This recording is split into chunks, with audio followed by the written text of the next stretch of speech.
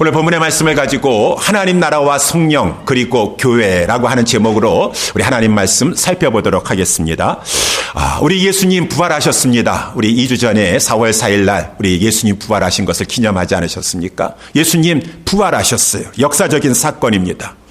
그리고 우리 예수님은 이제 부활하셨으니 사망 권세 이기셨으니 이제는 승천하실 차례이십니다.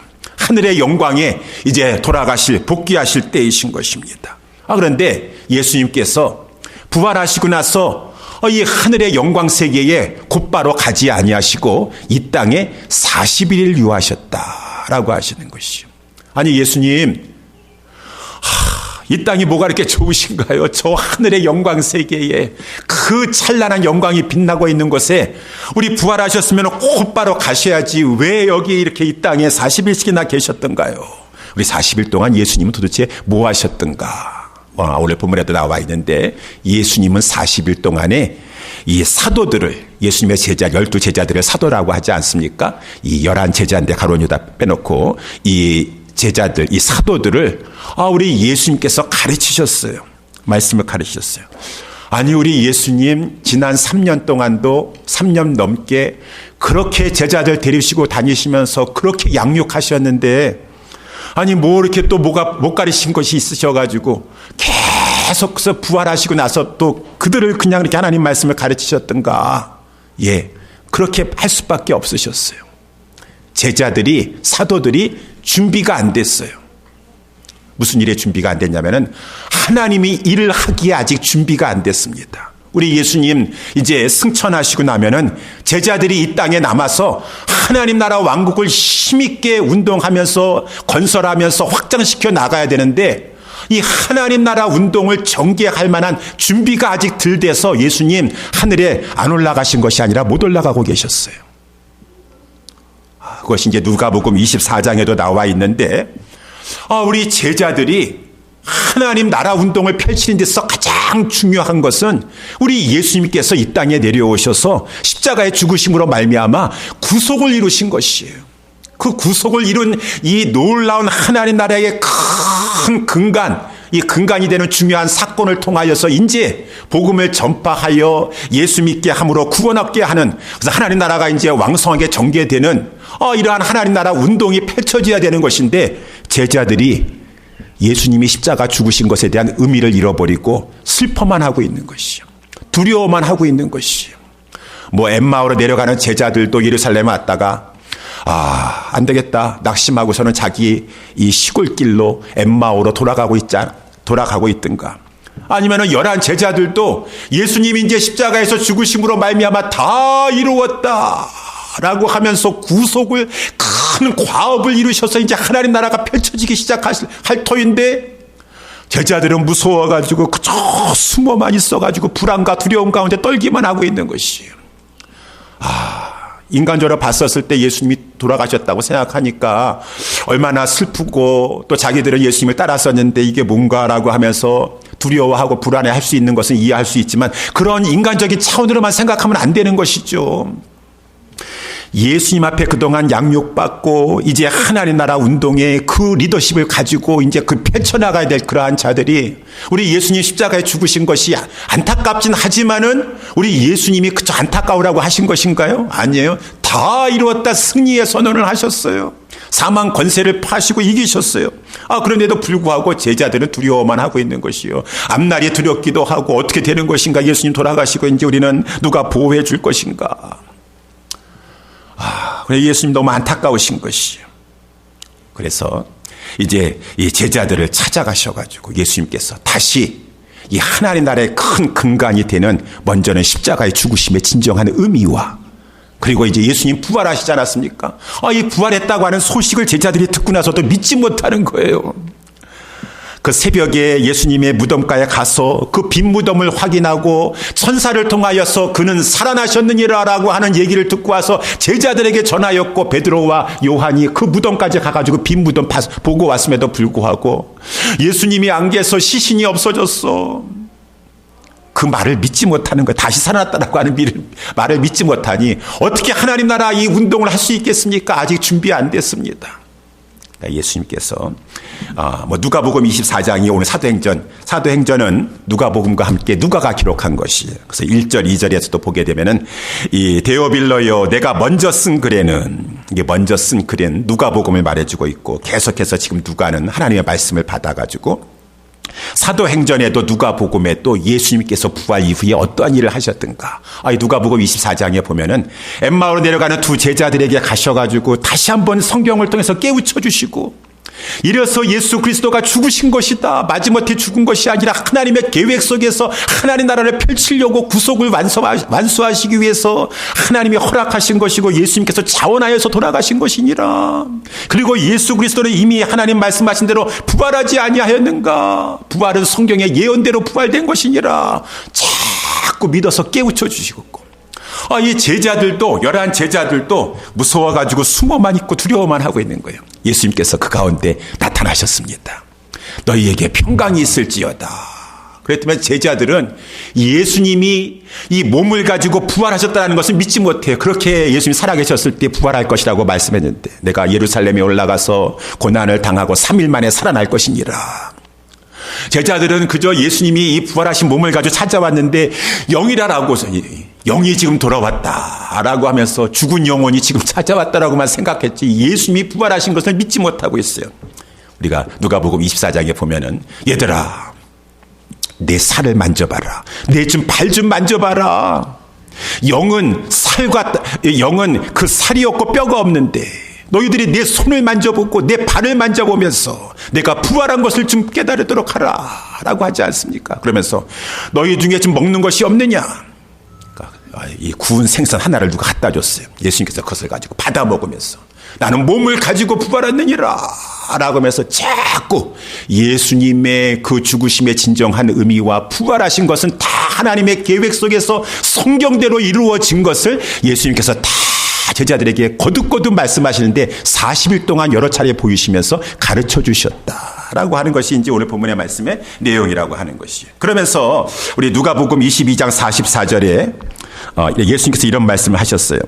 내가 너희와 함께 있을 때에 너희에게 말한 바 곧 모세의 율법과 선지자의 글과 시편의 나를 가리켜 기록한 모든 것이 이루어져야 하리라 한 말이 이것이라. 이미 예수님 말씀하셨어요. 구약의 모든 것이 다 예수님에게서 이루어져야 되는데 특별히 예수님에게서 이루어져야 할 것 중에서 중요한 것은 예수님이 죽으셔야 되고 장사 지낸 바 되었다가 살아나셔야 되고 이에 저희의 마음을 열어 성경을 깨닫게 하시고 또 이르시되 이같이 그리스도가 고난을 받고 제3일에 죽은 자 가운데서 살아날 것과 또 그 이름으로 죄사함을 얻게 하는 회개가 예루살렘으로부터 시작하여 모든 족속에게 전파될 것도 기록되어 있으니 너희는 이 모든 일의 증인이라.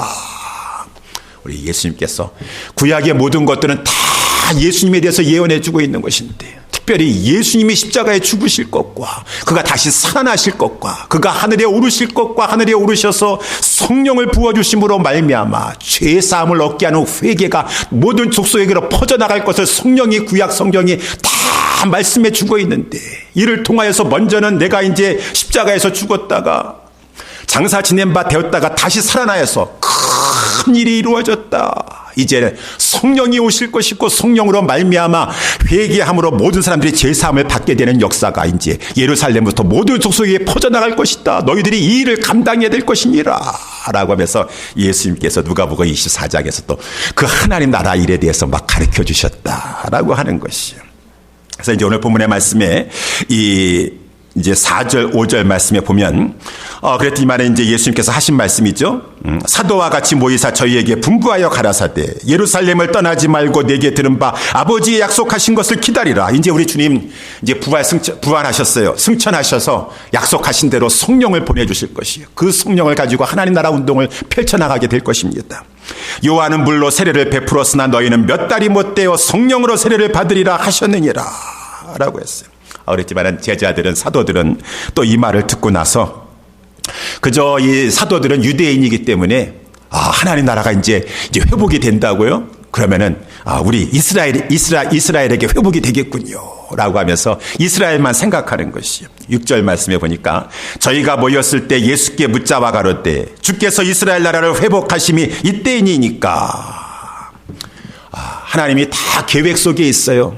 하나님의 계획 속에 이스라엘 나라가 회복되는 것도, 저 이방인 땅에 하나님 나라가 회복되는 것도 다 하나님의 계획 속에 있어요. 그건 하나님의 주권에 모든 것이 달려 있어요. 그러니까 7절에 가라사대 때와 기하는 아버지께서 자기의 권한에 두셨으니 너희의 알 바 아니요. 너희들은 다만 이제 예수님 죽으셨다가 부활하시고 올라가셔서 이제 성령을 부어주실 터이니 너희들은 성령을 받아서, 성령이 너희에게 임하면 너희가 권능을 받게 될 것인데, 그 성령이 주시는 권능을 가지고 예루살렘과 온 유대와 사마리아와 땅끝까지 이르러 증인이 되는 이 하나님 나라 운동하는 데만 집중하도록 하라. 뭐 언제 예수님이 오실 건가, 언제 우리나라가 회복이 될 것인가, 그것에 집중하지 말고 너희에게 주신 그 성령을 가지고 권능 있게 하나님 복음을 증거하는 일에만 너희들이 집중하도록 하라. 최우선적인 먼저 그의 나라와 그의 의가 이루어지는 일에 너희들이 최종적으로 가장 큰 관심을 두도록 하라 라고 하는 그런 말씀이시겠죠.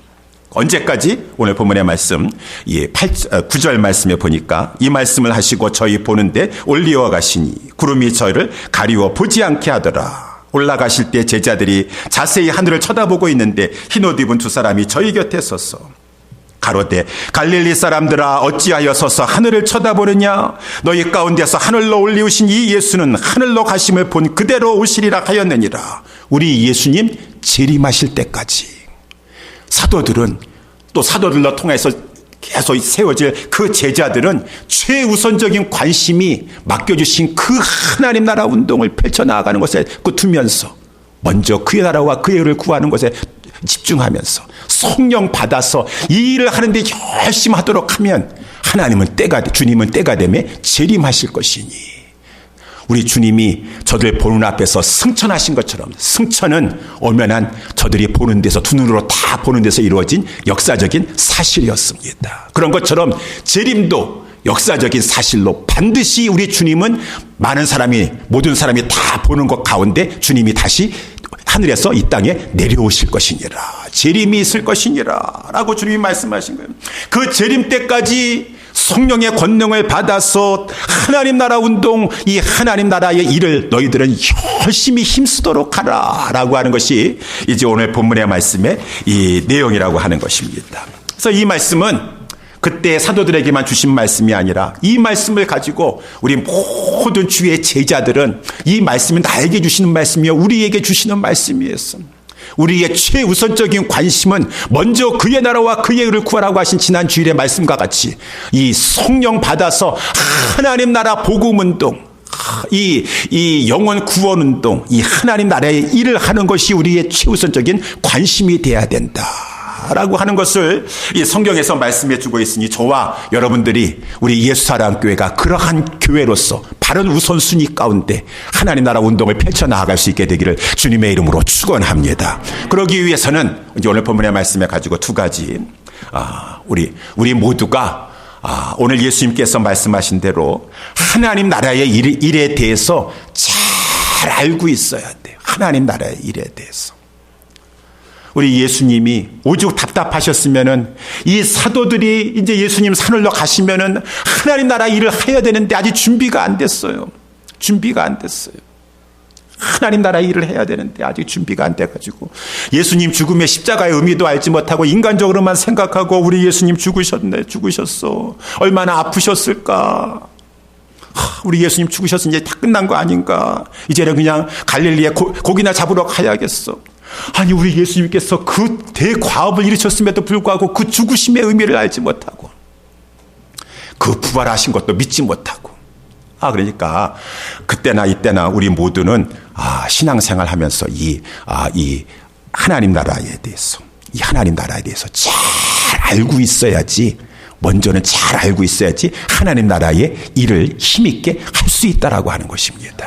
그래서 이제 먼저는 하나님 나라의 일에 대해서 우리가 잠깐 살펴보도록 하겠습니다. 아까도 물론 간단하게 말씀드렸지만, 이 하나님은 하나님 나라를 세우시는 것을 목적으로 하고 계세요. 하나님 나라를 세우시는 것을. 하나님 나라라고 하는 것은 하나님이 왕으로서 통치하는 나라입니다. 하나님이 왕으로서 통치하는 나라. 그 나라에는 백성이 있지 않습니까? 그래서 하나님의 통치를 받는 백성들, 이 하나님 나라예요. 하나님 나라예요. 그 나라는 이 세상에 속한 나라가 아니라 하늘에 속한 나라인데, 우리 하나님이 우리의 왕이시다라고 하는데, 우리 미국의 대통령은 바이든 대통령이요, 우리 한국의 대통령은 문재인 대통령인데, 뭐 좋아하시는 분들도 있고 싫어하시는 분들도 있고 있는데, 인간이니까 완전한 사람 없습니다. 근데 하나님이 왕이시다, 하나님이 다스린다, 그 나라 백성은 얼마나 행복한가요? 하나님은 얼마나 위대하신 하나님이십니까? 하나님은 얼마나 거룩하신 하나님이십니까? 하나님은 죄가 없으십니다. 하나님은 공의와 정의와 공평으로 다스리세요. 모든 것을 바르게 다스리십니다. 그 나라 백성은 뭐 정치적인 수를 쓰고 막 그러는 거 아니에요. 당리당략에 따라서 막 그렇게 나라를 다스리는 것이 아니에요. 모든 것을 정의롭고 모든 것을 공평하게 다스리는데, 그 나라 백성은 하나님의 보호하심을 받아서, 하나님이 보호하시는데 누가 하나님을 대적하여 그 나라를 침범하겠습니까? 하나님이 보호해 주셔서 그 나라 백성에게는 생명을 주시고, 그 나라에는 평강이 있고, 그 나라에는 하나님이 베풀어 주시는 축복이 있고, 이 하나님 나라, 하나님이 왕이 되시고 하나님이 통치하시는 이 나라는 참으로 복된 나라예요. 복된 나라예요. 그래서 하나님께서는 우리 인간을 만드시고 이 하나님 나라를 이 세상에서 만들기를 원하셨어요. 그래서 우리가 잘 알다시피 하나님이 통치한, 마치 이 구약 성경의 창세기에 보면 에덴과 같은, 하나님이 함께 하시면서 하나님이 다스리시고, 아담과 하와는 하나님의 형상을, 지금처럼 파손된 그러한 형상이 아니라 오리지널 하나님의 형상을 가지고 생육하고 번성하면서 모든 만물을 하나님의 대리권자가 되어서 다스리면서 말할 수 없는 큰 축복을 누리고 평화를 누리고, 그 에덴에 있었던 하나님 나라와 같은 그런 하나님 나라. 그런데 인간이 교만하여서 하나님의 통치를 거부했다라고 하는 것입니다. 하나님이 왕으로 다스리는데, 저는 하나님 말씀 듣기 싫습니다 라고 하면서 그 통치를 거부한 것이에요. 얼마 전에도 신문에 보니까 이제는 미국에서 15개 주가 했는데, 이제 버지니아가 16번째 주로 이 마약인 이 마리아나를 이렇게 이제 합법적으로 소지할 수 있게 되었다. 성인들은 이제 합법적으로 소지할 수 있게 되었어요. 예, 신문에 나게 되었습니다.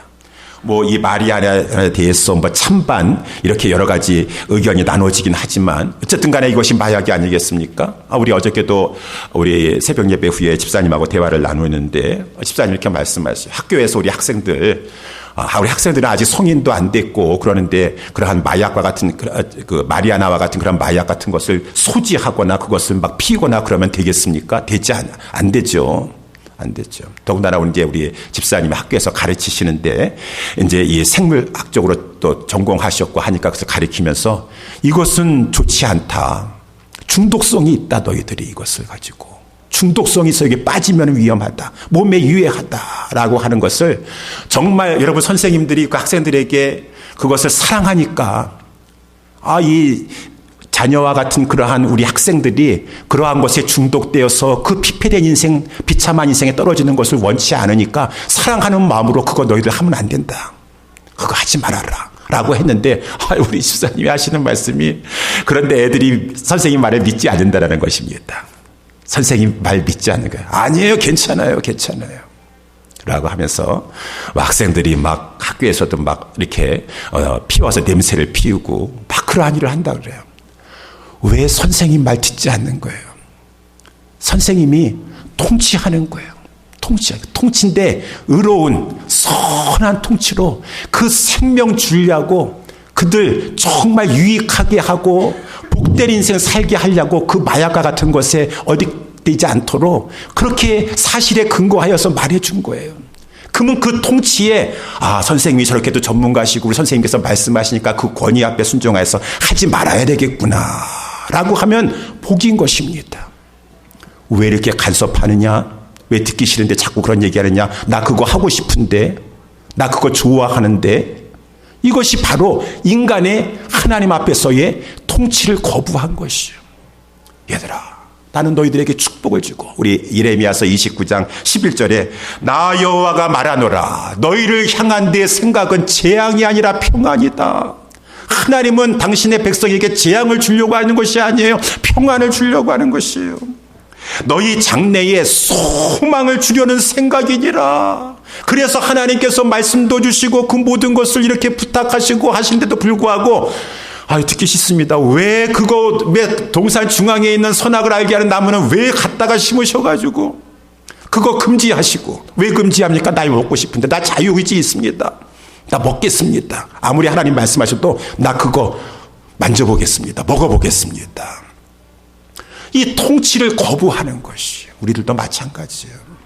하나님 말씀하시면 이 순종이 그래서 복된 것이에요. 순종. 자녀들도 순종하는 자녀들이 부모가 자녀 못되게 하겠어요? 물론 부모나 선생님들 다 완벽한 사람은 없지만 하나님의 말씀은 순종하러 받는 것이에요. 그래야지 복이 되는 것이에요. 근데 왜 간섭하나? 왜 듣기 싫은데 자꾸 이거 하지 말아라, 이거 하라 이렇게 말하고 있는가? 그래가지고 이 하나님 앞에서의 피조물이 왕이신 하나님 앞에, 그 거룩하신 왕, 그 좋으신 왕, 위대하신 왕이신데 나 안 듣겠습니다. 나 그 통치 거부합니다.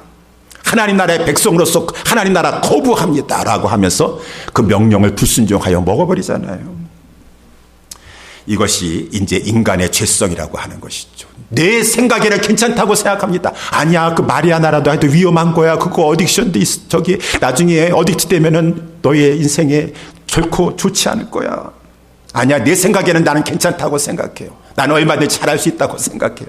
내 생각에는, 내 판단에는, 내 감정에는, 내가 느끼기에는.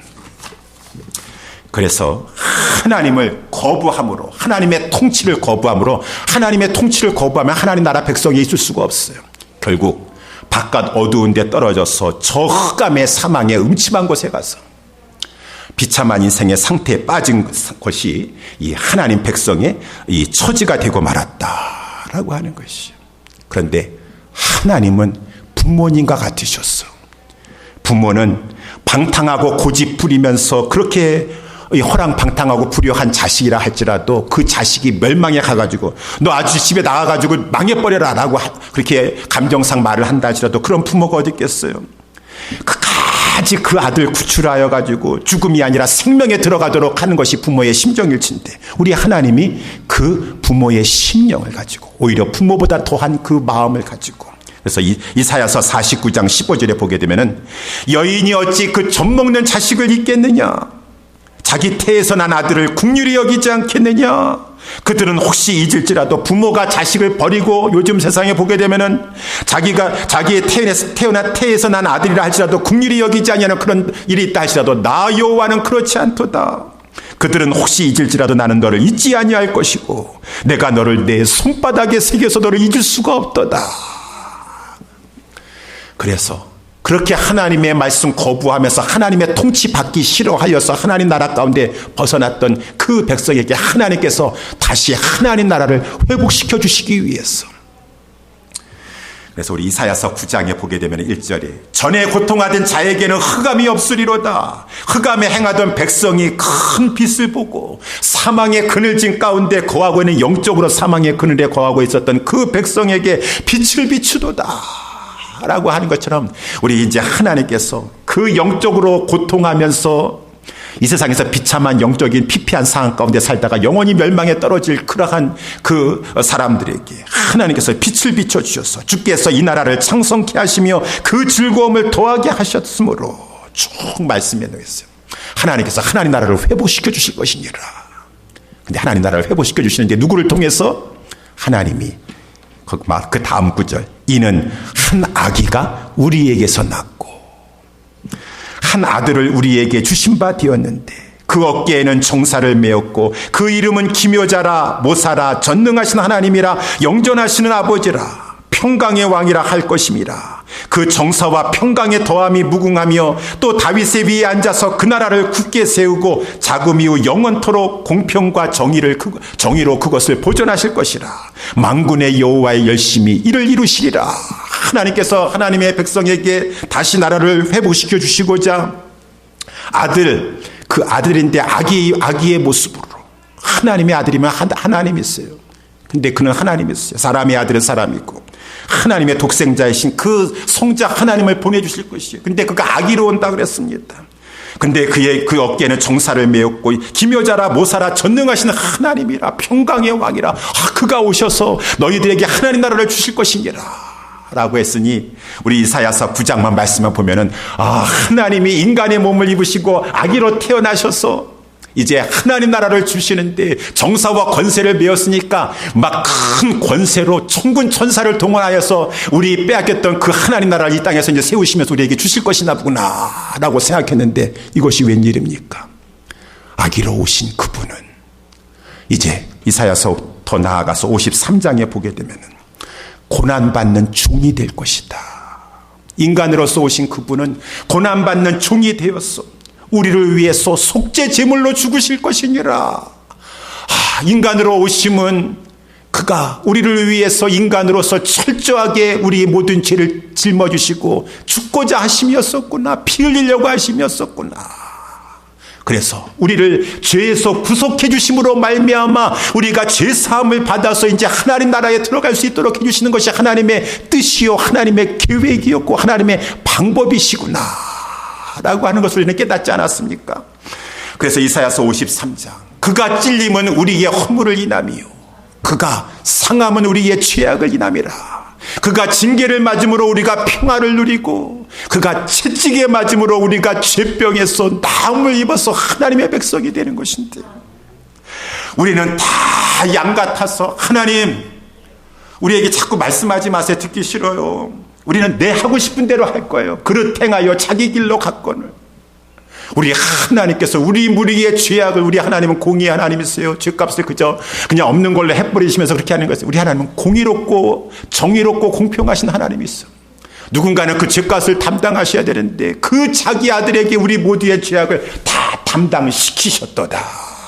그래서 우리 예수님께서 이 땅에 아기로 오셨고 이 땅에 순결한 삶을 사시다가 우리의 모든 죄악을 지시고 십자가에서 죽으시면서 다 이루었다라고 된 것은 우리 예수님께서 힘이 없어서 죽으신 것이 아니니라. 얘들아 제자들아 사도들아 엠마오로 가는 두 제자들아 왜 슬퍼하느냐 낙심하느냐. 하나님이 이렇게 우리를 사랑하여 주셔서 너희들을 구원해 주시고 하나님 나라 백성으로 삼아 주시고 하나님 나라를 이루시고자 해주신 것이니 너희들이 인간적으로 생각했었을 때는 우리 주님이 우리를 위해서 고통당하셨구나 라고 생각하는 그런 아픔도 있겠지만은 하나님 감사합니다. 주님이 이렇게 계획하시고 예언하신 대로 이루어주시고 우리 주님이 우리를 위해서 이렇게 십자가에 죽어주셨습니다. 죄사함의 은총을 베풀어 주셨습니다.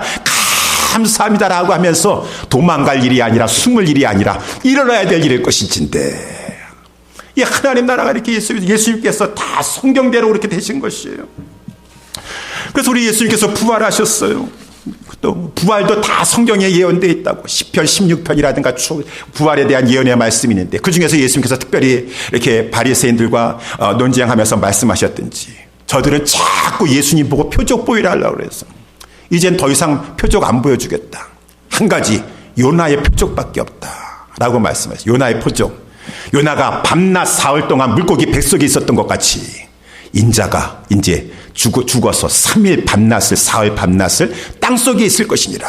그러났다가 이제 주님이 부활하실 것이다. 요나도 다 우리 예수님에 대한 부활에 대한 것을 예표하는 그런 말씀이에요. 역사적인 사건이었음과 아울러 예수님의 부활에 그런 보여주고 있는 그런 말씀이에요. 우리 예수님이 부활하셨습니다. 성경대로 부활하셨어요. 성경대로 다시 살아나시고 이제 또 성경대로 우리 예수님께서는 이제 승천하셔서 하나님 보좌 우편에 시편 110편에 나와 있는 대로 하나님 보좌 우편에 올라가셨어.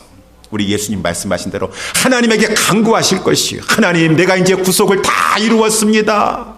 하나님 약속하신 대로 성령을 만민에게 부어주시옵소서. 성신을 부어주시옵소서.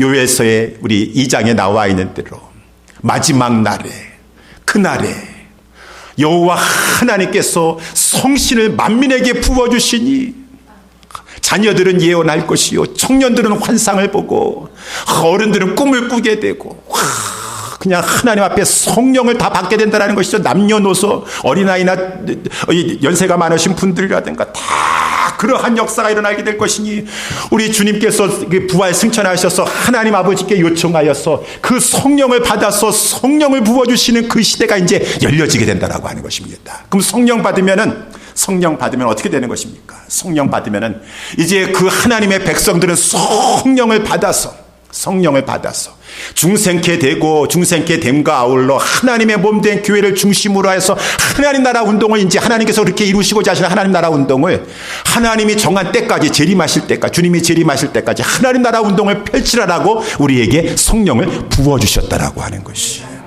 그래서 이 사실을 알고 하나님 나라의 이 일을 알고 우리 성도들은 하나님 나라 일이 무슨 일입니까? 지금 나는 이거 해야 되고 저거 해야 되고 지금 이거 내 몸 간수하기도 힘들고 여기 아프고 저기 아프고 지금 우리 자녀 이 문제 있고요. 하나님 나라 일은 전혀 관심도 기울이지 않고 그러면은 우리 주님이 우리를 위해서 십자가에 죽으심과 부활하심과 승천하셔서 우리에게 성령을 부어주심과 그 모든 것을 어떻게 보면은 정말 하나님 앞에 우리 그 모든 것을 멸시하는 그런 행동이 하는 것이죠. 우리 주님이 그렇게 값비싼 대가를 치르시면서 나를 위해 죽으시고 부활하시고 성령을 보내주시고 나를 구원하여 주신 것은 내가 구원받고 하나님 나라 하는 일에 하나님 나라 일에 힘써 행하라라고 하는 것이구나 라고 하는 것을 분명히 아시면서 저와 우리 모두와 예수사랑교회 성도 여러분들은 먼저 하나님의 나라를 위하여서 힘쓸 수 있는 우리 모두가 될 수 있게 되기를 주님의 이름으로 축원합니다.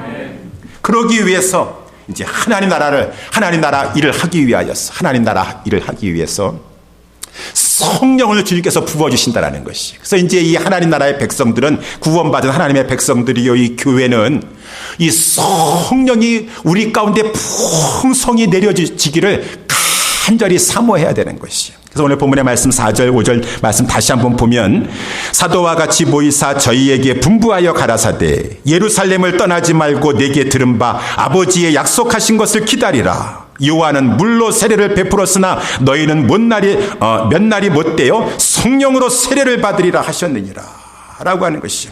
이것은 아버지의 약속하신 것, 이것은 성령 세례인 것이죠.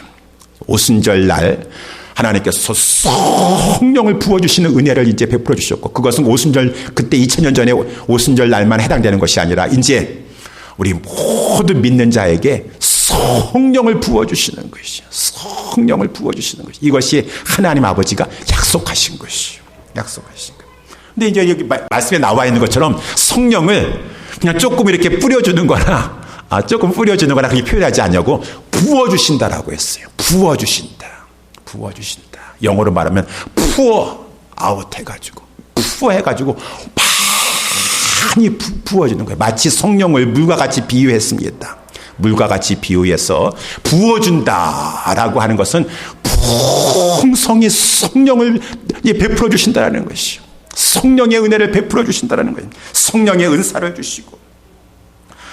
그래가지고 이 성경에서는 성령을 부어주신다.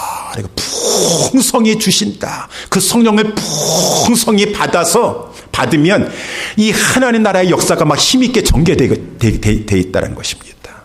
그래서 우리 구약 성경에도 보게 되면 이사야서 32장 15절에 필경은 위에서부터 성신을 우리에게 부어주시리니 광야가 아름다운 밭이 되며 아름다운 밭을 살림으로 여기게 되리라. 위에서부터 성령을 풍성히 부어주시니까 광야가 아름다운 밭이 되고 열매를 맺는 밭이 되고, 광야에는 열매를 맺으면 열매를 맺는 밭이 되고, 열매를 맺는 밭 정도가 아니라 아주 그냥 풍성한 살림을 이루게 될 것이니라 라고 하는 것은 이 위에서부터 성령을 하나님께서 부어주심으로 말미암아. 우리 또 한 구절 말씀해 보게 되면 이사야서 44장 3절 4절에 또 대저 내가 가란 자에게 물을 주며, 여기 물을 주며도 영어 성경에는 I will pour out이라고 했습니다. water. 그래서 이 물을 부어주며 마른 땅에 시내가 흐르게 하며 나의 신을, 성령님을 내 자손에게, 나의 복을 내 후손에게 내리리니 그들이 풀 가운데서 솟아나기를 시냇가에 버들같이 할 것이니라. 하나님이 가라앉은 자들에게, 목마른 자들에게, 우리 성령님은, 하나님은 거룩한 것을 찾지도 아니하고 거룩하게 여기지도 않은 자에게 주지 않았어요. 간절히 사모하는 자에게. 내가 주리고 목이 마르니 성령을 부어주시옵소서. 간절히 찾는 자에게, 그 사모하는 자에게 성령을 부어주시는데, 성령을 부음을 받으면 하나님의 그 신이 그들에게 내릴 뿐만 아니라 그 자손에게 내리게 되었어. 복을 받게 되는데 그 후손에게까지 복을 받게 되니 그들의 풀 가운데서 솟아나기를 시냇가에 버들같이 할 것이니라. 버들은 빨리 자라는 나무란 말입니다. 풍성한 성령의 역사 가운데 이 하나님 나라의 교회들이 막 왕성하게 일어나는 역사는 다 하나님께서 그들에게 성령을 물붓듯이 풍성히 부어준 결과라고 하는 것입니다.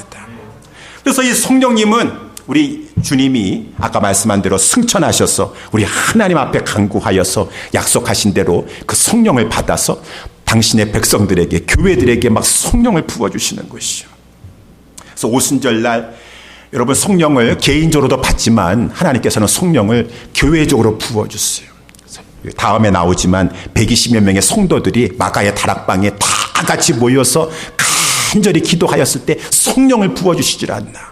예루살렘 초대교회에 성령을 풍성히 막 부어주셔서 막 진동이 일어나고 막 그러질 않나.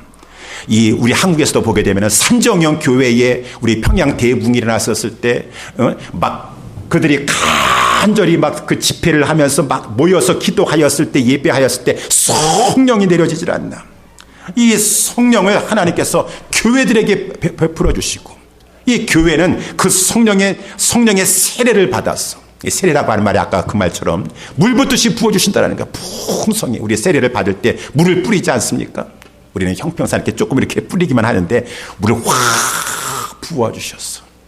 그 세례라고 하는 것의 의미가 우리가 이렇게 씻는 의미, 물로 마치 이렇게 부어가지고 씻겨나가는 것 한 것처럼 우리의 죄악을 씻어주시고, 죄악을 씻어서 죄사함의 은총을 베풀어 주시고, 또 우리가 이게 침례라고 해가지고 물속에 들어갔다 나오는 것도 세례라고 말하고 있는데, 완전히 예수와 함께 나는 죽었고 이제는 내가 예수와 함께 살았습니다. 세례받은 신자가 되었어 라고 한 것처럼 이 성령이 풍성히 부어짐을 이제 받는 그러한 자는 이제는 나는 더 이상 내가 산 것이 아니요, 내가 그리스도와 함께 죽었고 그리스도와 함께 살았어. 이제는 살아도 나는 그리스도를 위해 사는 자가 되었습니다 라고 하는 의미 가운데 여러분들이 다 세례받았어요. 저도 세례받았고 이제는 우리는 주를 위해 사는 자들이에요.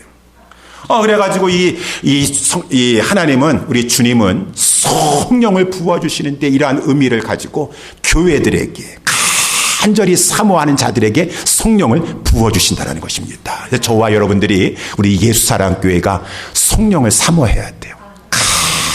간절히 사모해서, 성령님 나의 심령이 목이 마르고, 아까 말한 것처럼 내가 가라앉은 자에게 준다 그랬어요. 누구든지 목이 마르거든 가라앉은 자에게, 아무 생각 없이 나는 성령 관심도 없는데 그냥 주시는 것이 아니라 가라앉은 자에게 내가 목이 마르고 구하고 찾고, 그래서 우리 누가복음에도 보게 되면 구하라 찾으라 두드리라. 너희가 악할지라도 자녀에게 좋은 것을 줄 줄 알거든. 하물며 전부 하나님께서 구하고 찾고 두드리는 그러한 자에게 좋은 것인 성령을 주시지 아니하겠느냐. 그랬으니까 간절히 사모해야 돼.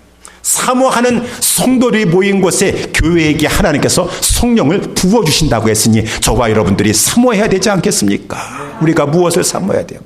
간절히 성령의 부음받음을 사모해야 될 것이고, 그래서 이것을 받으려고 한다면 사모하면서 아까 말씀드린 대로 기도해야 되는 것이요. 간절히 모여서, 특별히 교회에 우리 성령의 부어주심을 사모하면서, 오늘 본문에도 보니까 모인다라고 하는 단어가 많이 사용되어 있습니다. 4절 말씀에 보면 사도와 같이 모이사 저희에게 분부하여 가라사대라고 이렇게 되어 있고, 6절 말씀에도 저희가 모였을 때에 그랬고, 그 다음에 12절 13절에도 보니까 12 제자들이 여자들과 함께 이렇게 다 함께 모여 있어. 13절에 하반절에 보니까 다 거기 있어. 이 성령이 오순절 성령 강림 때 내려졌을 때 그 자리에 있어야 돼요. 예루살렘을 떠나지 않고.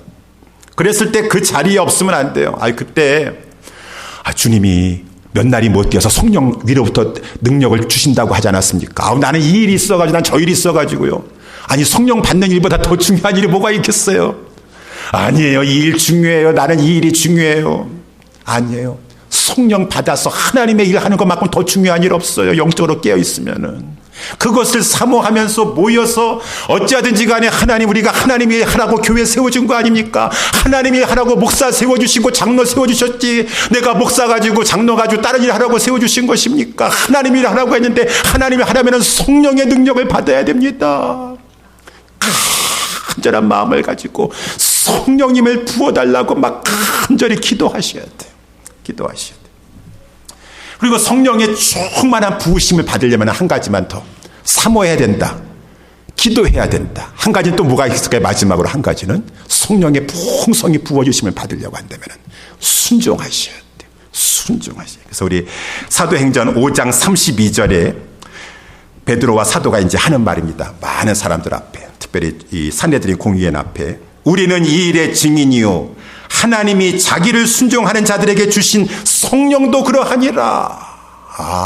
이 베드로와 요한은 성령 충만 받아서 지금 쓰임받고 있기 때문에 성령이 어느 때 하나님께서 성령을 풍성히 부어주시는가? 순종할 때예요. 순종하지 않으면 성령을 소멸케 하는 것이에요. 우리도 저도 제 아내하고 그런 말을 하는데, 저희가 이제 기도하지 않습니까? 기도할 때 하나님께서 마음을 주실 때가 있어요. 너 이거 하라. 이거 하도록 하나님께서 생각을 주시는 경우가 있어요. 근데 그거 생각하고 나서, 그래도 이거 하려고 하면은 좀 무리가 따를 텐데, 이거 하면은 그분이 좀 시험 들지도 모르는데, 이건 아직 형편이 아닌 것 같은데, 항상 내가 살아있어요. 내가 살아있어서 순종을 못해요. 성령이 생각나게 해주시고 성령이 그거 떠오르게 하셔서 성령으로 말미암아 지금 하나님 나라의 일이 이루어지려고 하는데, 그래서 깨닫게 해주심에도 불구하고 순종하지 못합니다. 순종하지 못해요. 그러면서 하나님께서 걷어가세요. 말씀 안 하세요. 우리 성령이. 그래서 순종을 하라는 것이요. 무슨 말씀을 하든지 간에, 이거 하면은 내가 좀 창피할 것 같아요. 내가 창피하게 그런 말을 해야 되나? 괜히 또 나서는 게 아닌가? 뭐 별 생각하고 이 사람 생각하고 저 사람 생각하고 저 사람 생각하고. 그럼 성령님은 그러한 자에게 풍성히 부어주지 않아요. 그래서 제가 지난번에도 한번 말씀드린 것처럼 우리 토리 목사님이라고 계세요. 아주 성령의 세례에 크게 쓰임 받았던 그런 목사님이신데, 얼마 전에 우리 전도사님이 저에게 또 책을 하나 선물했어요. 제가 성령 세례 그런 거 이제 많이 책 읽고 기도하라고 전도사님이 또 그 성령 세례 우리 토리 목사님께서 쓰신 책을 이렇게 보내주고 했어요.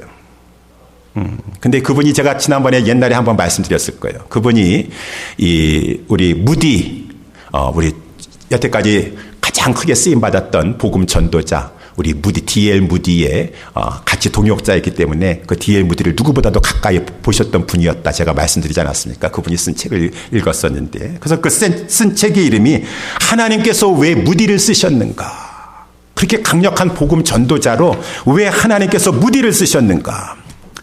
하나님 보시기에 무디의 장점, 좋은 점이 무엇 있었는가? 그래서 여러 가지 열거했어요. 하나님이 왜 무디를 쓰셨는가? 무디는 무엇보다 기도하는 사람이었습니다. 그러니까 기도하는 사람이었기 때문에, 무디는 성경을 깊이 연구하는 사람이었어요. 성경을 사랑하는 사람이었기 때문에 무디는 겸손했어요. 겸손한 사람이, 하나님이 겸손한 자라 사용하시니까. 무디는 욕심이 없어, 물질적으로 깨끗하고 욕심이 없었다 그래요. 무디는 깨끗한 사람이었었기 때문에, 무디는 영혼 구원에 열정이 있었기 때문에, 여러 가지 쭉 했지만은 그건 다 이렇게 후순위예요. 그러면서 이 토리 박사님이 무디와 같이 동역하면서 가까이 보면서 하나님이 무디를 가장 기뻐하시면서 성령을 그렇게 그에게 부어주셔서, 무디 우리가 알다시피 초등학교 나왔습니까? 그렇게 배우지도 못한 사람인데도 불구하고 하나님의 역사에 그렇게 쓰임받게 해주신 것은, 첫 번째, 그는 절대 순종의 사람이었었다. 절대 순종의 사람이었었다.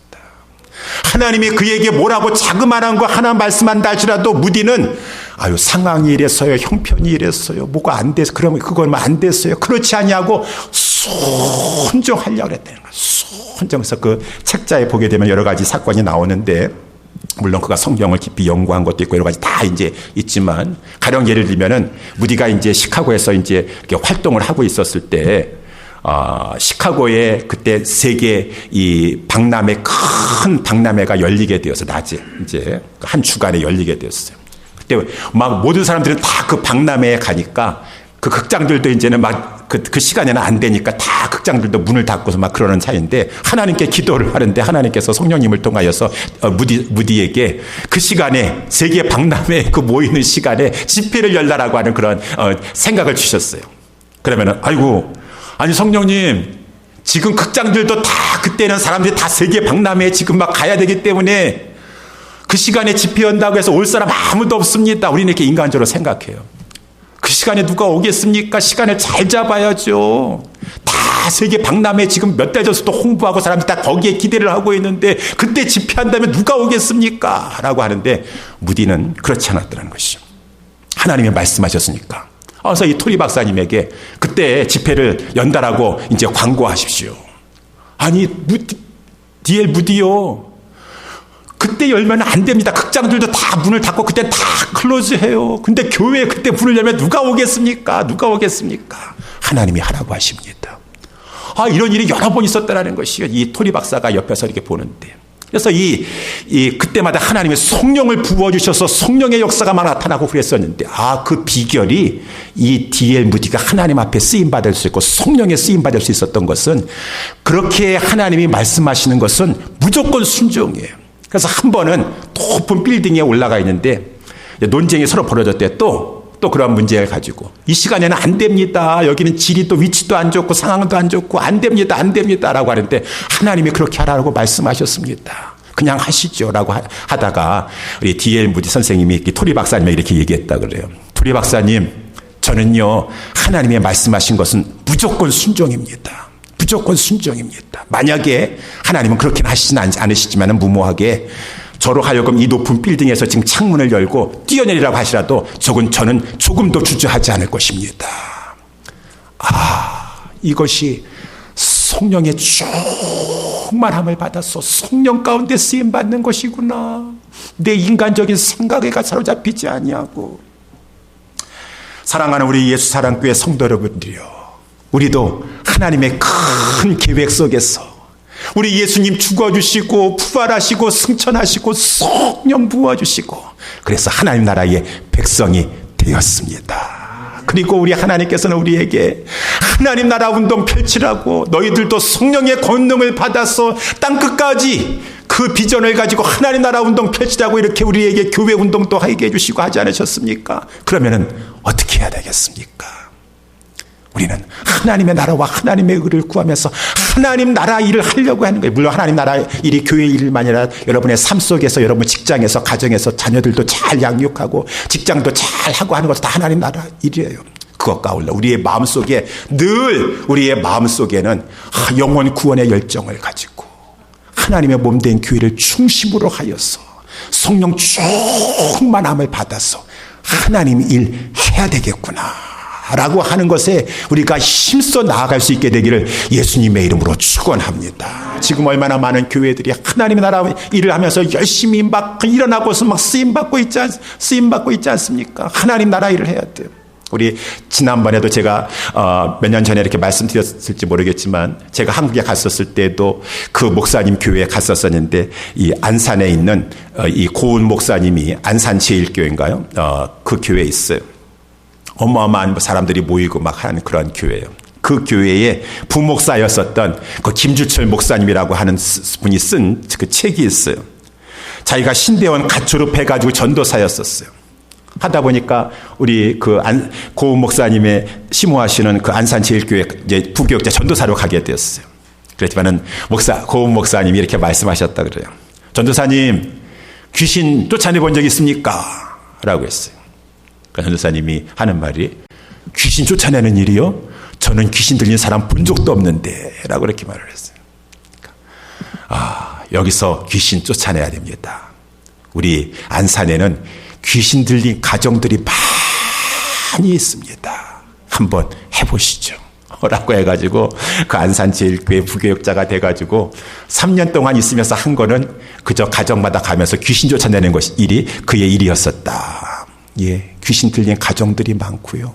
다 흑암에 갇혀있는 자들이 많고 다 다 우울증에 걸리고 사로잡혀 있고 불안과 염려와 두려움에 사로잡혀 있었어. 사망의 끈을 쥔 곳에 살고 있는 영혼들이 그 안산 일대 얼마나 많은지 맨날 밤낮 그냥 가가지고 귀신 쫓아내는 그러한 일만 하셨는데 나중에 와가지고 하나님께서 길을 열어주셨어요. 목사님 이제 하나님께서 담임 목회지를 열어주셨는데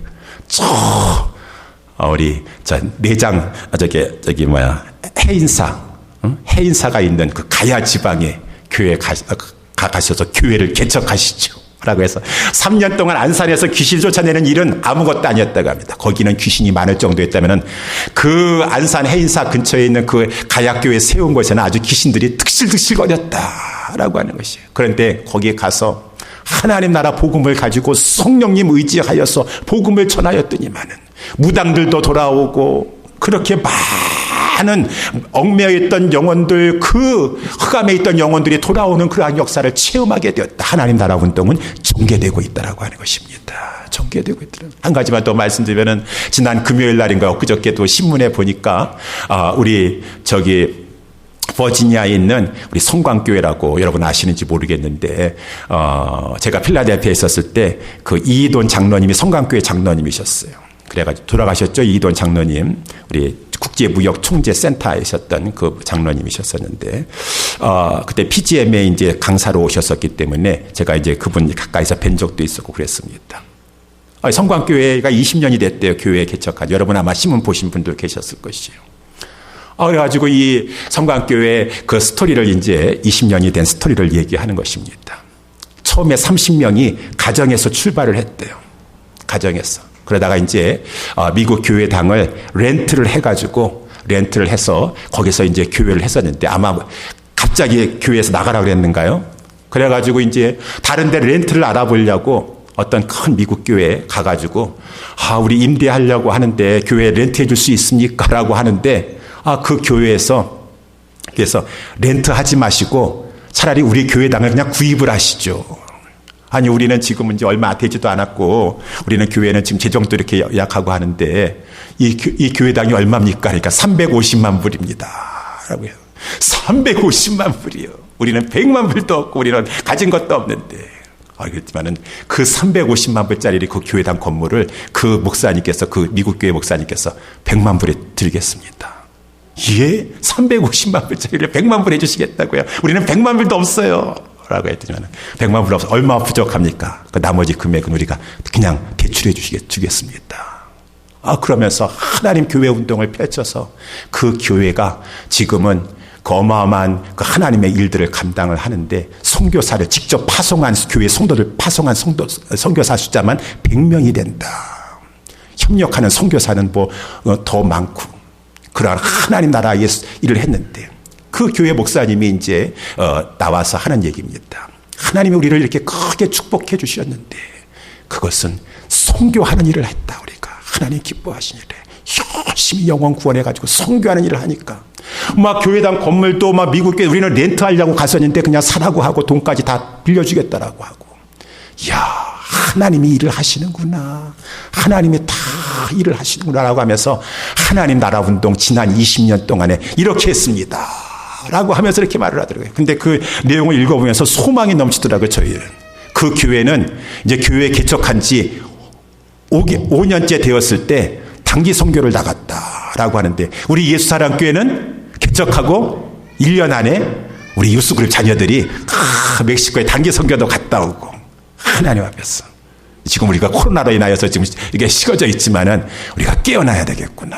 하나님 살아계시다. 하나님은 하나님의 일을 하려고 하는 자들에게 성령을 부어주셔서 지금도 교회를 통해서 하나님 나라 운동을 펼쳐나가도록 역사하고 계시는데 저 안산에도 그렇고 저 가야에도 그렇고 이 버지니아에도 그렇고 메릴랜드 땅에도 그렇고 우리는 어떻게 해야 되겠는가? 우리는 그냥 가만히 여기서 있다가 늙어 죽을 때까지 있다가 평안하게 천국만 가면 되죠. 그런 거 절대로 없어요. 왜 하나님께서 성령 주셨습니까? 어떤 분들은 그렇게 말씀하세요. 나는 하나님 나라는 내 마음속에 이루어지는 것입니다. 아니요, 그 말 틀린 말이에요. 우리 누가복음 11장에 나와 있는 그 말씀은 하나님 나라는 보는 것으로 임하는 것이 아니요 여기 있다고 하지도 않고 너희 속에 있느니라. 너희 안에 있느니라 라고 말씀하신 그 대상은 성도들이 아니라 바리새인들에게 한 말씀이에요. 바리새인들에게 무슨 하나님을 외식하는 죄만 범하고 예수님을 거부하는 자들에게 너희 속에 하나님의 나라가 있느니라 라고 말씀하시겠어요. 그 말의 의미는 바리새인들이요, 너희 가운데, 너희 속이라는 것은 너희들 가운데 지금 하나님 나라 운동이 전개되고 있는데 너희들은 그러한 것을 알지 못하고 하나님 나라의 바깥에서 하나님 나라가 지금 임하고 있고 많은 사람들이 지금 진입하고 있는 것을 알지도 못하는구나. 하나님 나라는 지금 전개되고 있다라고 하는 것입니다. 저와 여러분들은 하나님 나라의 백성이 되었고 하나님 나라가 지금 힘있게 전개되고 있습니다.